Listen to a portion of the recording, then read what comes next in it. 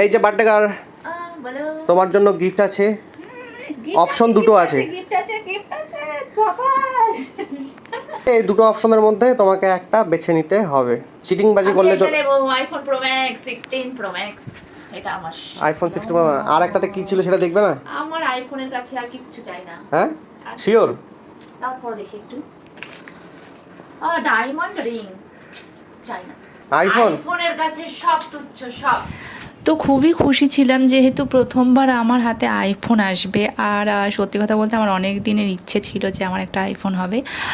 অনেকবার হয়তো নিতে চেয়েও নেওয়া হয়নি। তো এবার আমরা চলেই গেছিলাম শোরুমে ফোন কিনবো বলে, কিন্তু মানে শোরুম থেকে আমি ফেরত আসতে বাধ্য হয়েছি। কারণ কি মানে আমার না কিছু কেনার আগে মনে হয় এত দাম দিয়ে এটা কেন কিনছি, মানে যে কোনো কিছু। এই আইফোনটা যখন আমি কিনতে গেলাম আমি ভাবছি বেকার এত টাকা দিয়ে, মানে 1.5-2 লক্ষ টাকা দিয়ে আমি ফোন কেন কিনবো? এই ফোনটা আমার কী কাজে লাগবে? এর থেকে যদি আমি একটা ডায়মন্ড রিং নিয়ে নিই সেটা হয়তো 4-5 বছর পর সেটা ডাবল ভ্যালু হয়ে যাবে, কিন্তু এই আইফোনের ভ্যালুটা তখন 0 হয়ে যাবে। এত সব কিছু চিন্তা করে আমি তাড়াতাড়ি বাবাকে বললাম আমি আইফোন নেব না, আমি ডায়মন্ড রিংই নেব।